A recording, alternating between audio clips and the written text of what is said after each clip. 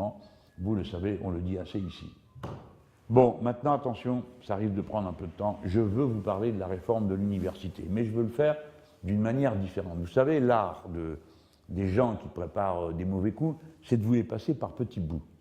Et ils vous font croire, à chaque fois, qu'il y a une situation qui est tellement désastreuse qu'il faut vite se dépêcher de prendre une décision.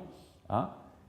Alors, à l'université, il y a 60% des jeunes gens qui échouent à avoir une licence, c'est la cata, etc.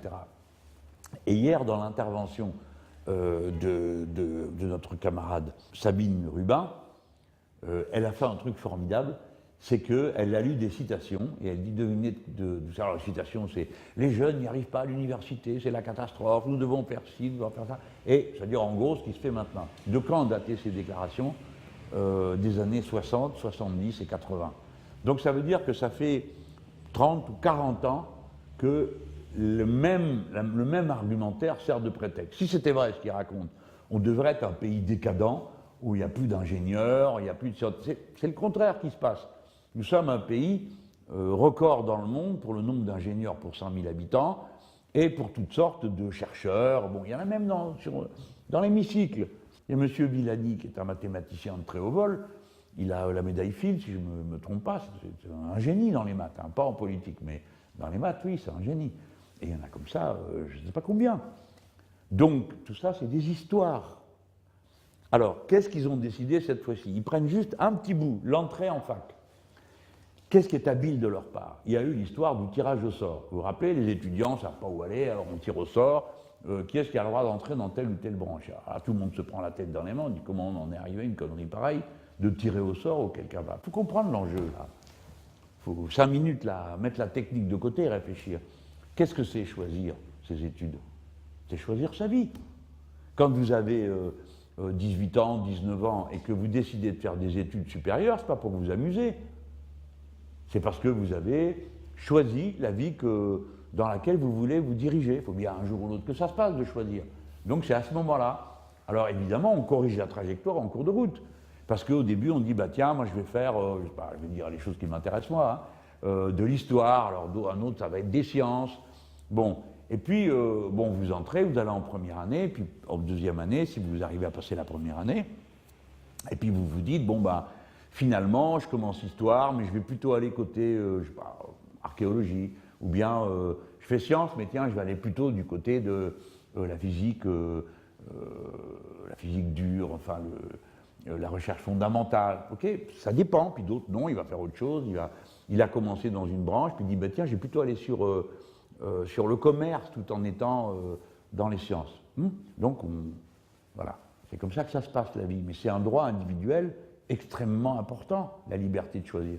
Alors on dit, bon, il suffit que je dise ça, et je dis, on doit être libre, comme c'était dans le code de l'éducation, d'aller dans la fac que l'on a choisie, soit personnellement, soi-même, c'est une liberté fondamentale. Eh bien, la ligne qui, dans le code, disait chacun, une fois qu'il a eu le bac, va dans la filière et la fac qu'il a choisie, ils l'ont supprimée. Et après, ils nous disent non, ce n'est pas de la sélection. Mais si, c'est de la sélection, parce que la phrase disait qu'il n'y avait pas de sélection. Quand vous avez le baccalauréat, c'est le premier grade universitaire. Le baccalauréat, il vous donne certains droits, des droits. Vous avez le baccalauréat, vous pouvez vous inscrire à la fac de votre choix. Vous avez le baccalauréat, il y a un niveau, c'est un niveau qui vous permet de passer certains concours de la fonction publique, c'est en droit. Vous n'avez pas le baccalauréat, vous n'avez pas ce droit-là. Vous l'avez, vous avez ce droit-là. De même, le baccalauréat est inscrit comme référence de salaire dans les conventions collectives. Voilà, c'est des droits. Le baccalauréat, ce n'est pas un bout de papier, on s'arrange pour le faire, non, c'est un grade universitaire. Alors ils attrapent tout le monde en disant, mais vous allez voir, pas dans cette loi-là, on va faire du contrôle continu. Et vous en avez plein qui disent, ah ben c'est une bonne idée, parce que comme ça, on verra ce que je fais toute l'année, et pas seulement le jour de l'examen. Mais non, ballot, si vous faites ça, ça veut dire que le baccalauréat est différent d'un lycée à l'autre. Alors vous êtes tout content parce que vous avez eu le baccalauréat, mais les autres diront, c'est le baccalauréat d'où? Du lycée de quel département? Je vous fais un dessin. Ça veut dire que votre baccalauréat, il vaudra ce que vaut la réputation. Ça, vous le comprenez? Eh bien, pareil pour les facs. On ne vous laisse pas entrer. Sauf si vous êtes au niveau, et le niveau, qui est-ce qui l'évalue? Ben, ceux qui sont dedans. Et ils disent, ben, nous, alors évidemment, ils élèvent le niveau prérequis. Comme prérequis, ça faisait peur à tout le monde, ils ont mis attendus, ce sont des attendus. Alors, nationalement, le ministère dira, eh ben voilà, pour faire, je vais vous dire un truc au passage, la licence d'histoire, ça sera tels attendus, il faut déjà savoir ci, il faut savoir ça, etc. Et puis chaque université adaptera, parce que c'est l'autonomie, la liberté, blablabla, bla, bla, tout le monde se dit, ah, c'est génial. Bon, ça ne veut rien dire tout ça. La licence, ça doit être la même pour tout le monde. Parce que ça aussi, c'est un grade universitaire qui donne accès à un certain nombre de choses. Écoutez-moi bien, si vous acceptez cette bêtise, que les licences soient faites par des parcours personnalisés, tout ça, c'est du blabla, c'est des mots, parce que demain, vous aurez la licence de telle université, l'université sera bien classée. Donc 10 ans après, vous pourrez dire, ah ben moi, je suis de telle grande université, j'ai un diplôme, alors tout le monde dira, oh, formidable. Mais quand vous êtes entré dans l'université, vous ne le saviez pas forcément. Et vous allez à l'université de votre choix, ça c'est fini. Parce que vous ne pourrez plus y aller, ni même choisir laquelle. Hein? Vous pouvez être de Toulon, et puis on va vous envoyer à Lille. Hein? Parce que c'est fini, le droit de choisir l'endroit où vous allez géographiquement.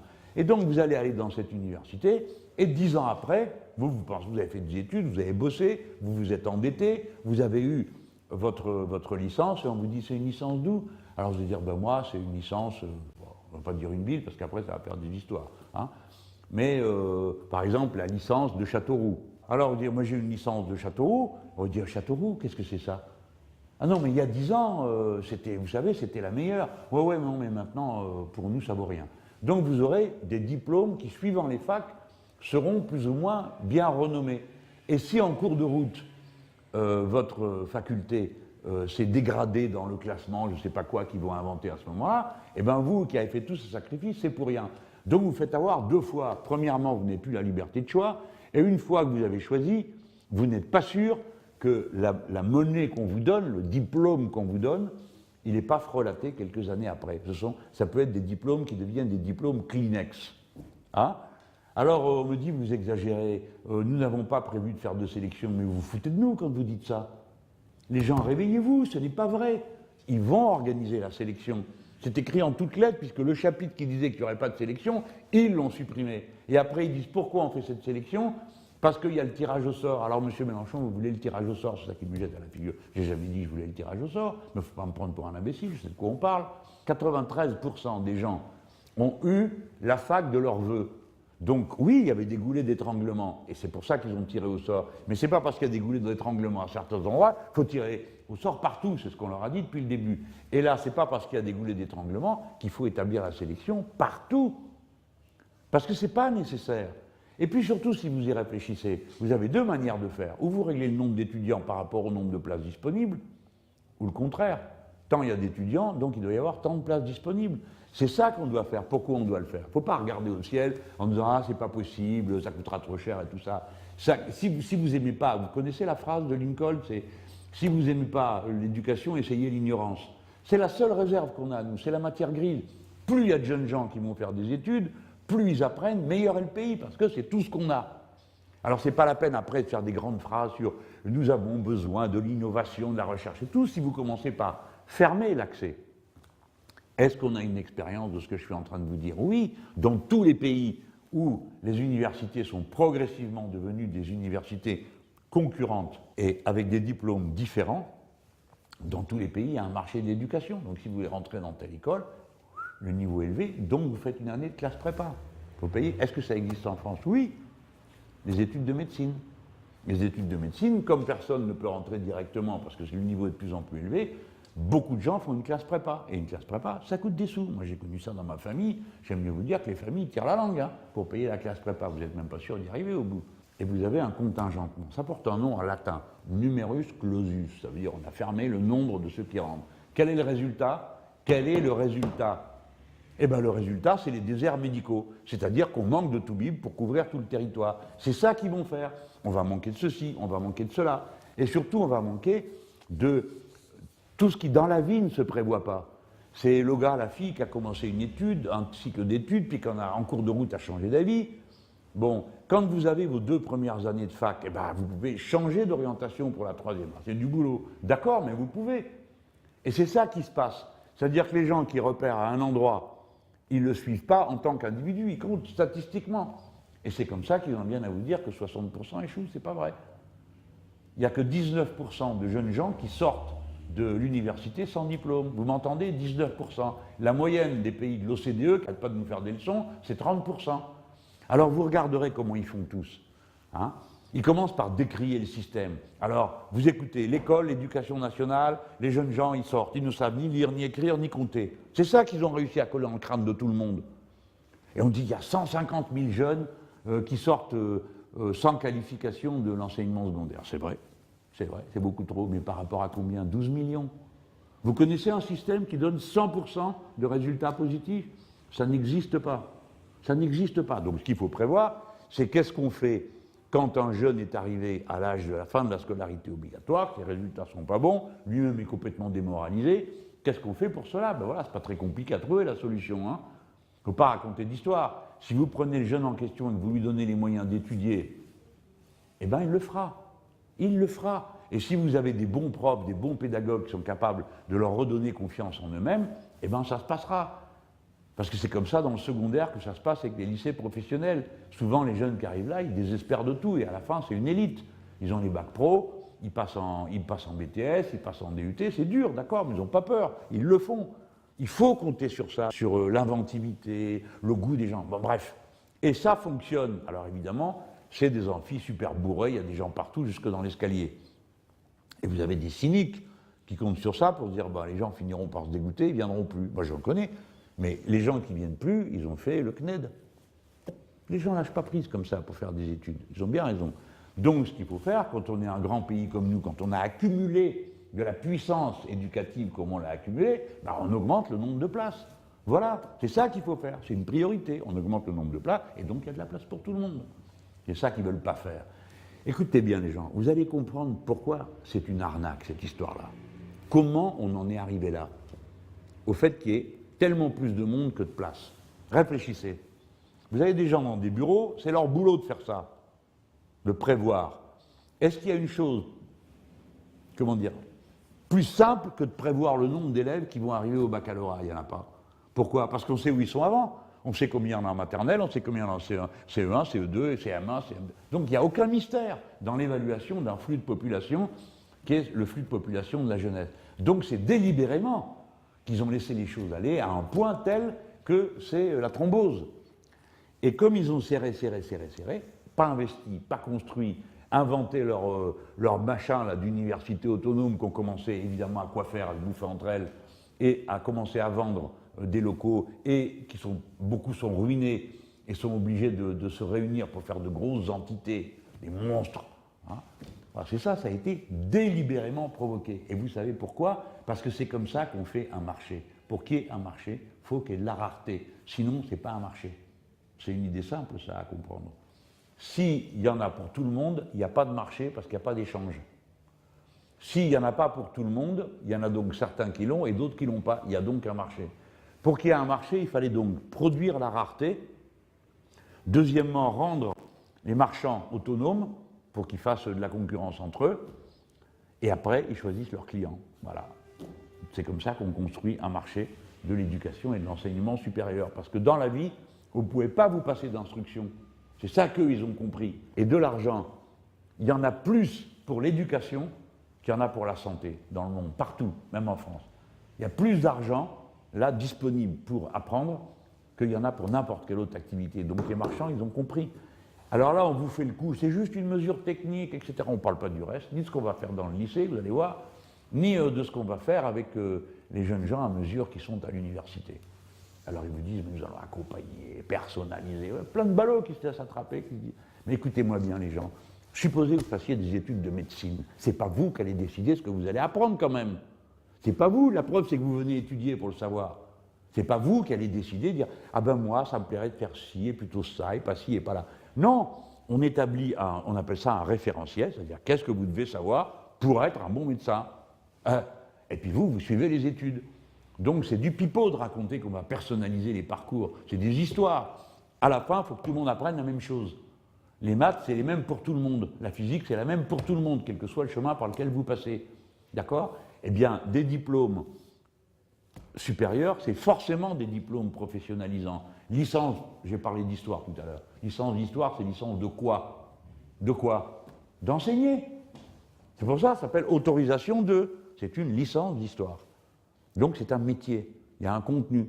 Et vous le savez comme moi, parce que pourquoi les IUT ont tellement bonne réputation? Parce qu'ils ont des diplômes professionnels garantis. Quand vous embauchez quelqu'un qui arrive dans l'IUT, vous ne vous dites pas, alors dites-moi voir, qu'est-ce que vous avez étudié? Alors on va dire, bon, alors voilà, j'ai un diplôme de chimiste et j'ai fait une étude pendant 2 ans, la poésie du XVIe siècle. Et puis sinon, à part ça, j'ai fait aussi potriming, ça m'intéressait. Et puis oui, ah oui, j'ai fait aussi un peu de physique. Vous dites, attendez monsieur, moi j'embauche comme chimiste. Tout ce que vous avez fait là, c'est très bien, mais ça ne concerne pas mon métier. Je vous prends un exemple par l'absurde, pour que vous compreniez bien qu'un diplôme, ça a un contenu, et que ce contenu, s'il n'est pas fait par hasard, est à la tête du client. Il faut que ce contenu, il ait un sens par rapport à la nécessité, on appelle ça disciplinaire, de la discipline, des choses que vous devez connaître dans un domaine particulier. Donc c'est tout ça qu'ils sont en train de démanteler. Alors là, on est en train de passer le texte pour la première fois à l'Assemblée nationale. Après, il va aller au Sénat et après, il va revenir à l'Assemblée. À partir du 15 janvier prochain, dans les lycées, les professeurs principaux vont commencer à expliquer aux lycéens quel va être leur parcours jusqu'à la porte de l'université.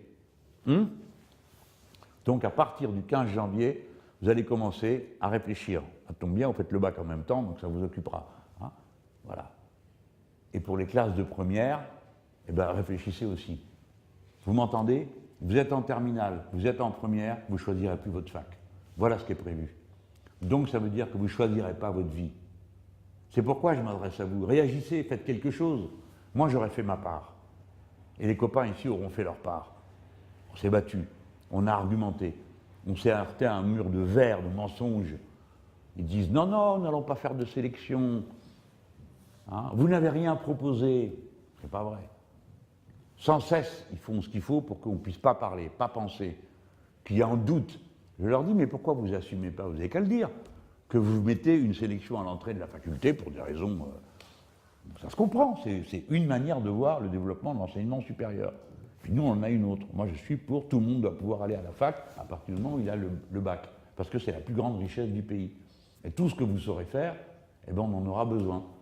Je vous le redis aussi, si demain on retrouvait le niveau de plein emploi, on manquerait de personnel qualifié dans ce pays. C'est-à-dire de gens sachant quoi faire dans les différents métiers, on a besoin d'eux. Donc on n'a pas trop de monde, on n'en a pas assez, c'est pas pareil. Et on a besoin que les gens se forment et s'éduquent. Et pour ça, tout le monde doit pouvoir le faire. Déjà que c'est injuste hein, aujourd'hui, ce n'est pas les fils d'ouvriers qui sont les plus nombreux à l'université. Ça c'est clair. Hein. Alors on va aggraver l'injustice. Parce qu'il va falloir payer pour préparer l'entrée à l'université. Puis une fois qu'on y est, certains vont devoir faire des cours complémentaires. En plus du cursus, on va dire, vous là, si vous voulez faire tel, il faudra faire des cours complémentaires. On peut dire, ben, c'est très bien, ça va m'aider. Oui, bien sûr. Et si tu travailles, comment tu fais? Hein? Ben, tu payes. Parce que tu ne pourras pas aller au travail. Donc c'est ça que tu auras de revenus de moins. Et ainsi de suite. Nous, on avait proposé qu'on donne une allocation d'autonomie de 800 € à tout le monde. Parce que quand un jeune étudie, il faut qu'il fasse juste étudiant. D'accord? Si en même temps, il fait un boulot la moitié de la journée, parce qu'il ne faut pas croire que l'étudiant, garçon ou fille qui travaille, c'est tous, une ou 2 heures par-ci par-là, c'est pas comme ça que ça se passe. Hein. C'est la moitié du temps. Des fois, c'est carrément des emplois à plein temps dont les horaires sont décalés. Donc c'est très dur d'étudier et de travailler en même temps. La moitié des étudiants travaillent. Ça ne peut pas durer, ça. La principale raison qui fait que vous pouvez échouer dans vos études ou les abandonner, c'est que vous êtes au boulot et crevé. Et donc, vous n'avez pas vos examens, vous ne pouvez pas être là pour les partiels, etc., etc. Donc, c'est une question sociale que la question de l'échec à l'université aujourd'hui. Ce n'est pas une question qui est liée au fait que le jeune homme ou la jeune fille il manque de matière grise pour comprendre ce qu'il est en train d'étudier. Ce n'est pas vrai. Bon, bref. On va faire ce qu'il faut, ici, à l'Assemblée nationale. Aux 2 passages, puis après, il y a vous. Et vous aussi, vous pouvez faire quelque chose. Vous n'êtes pas obligé de vous laisser faire. Et tous ceux qui croient qu'ils vont passer entre les gouttes, eh ben, ils se trompent. Parce que quand il pleut, tout le monde est mouillé. Allez, à bientôt.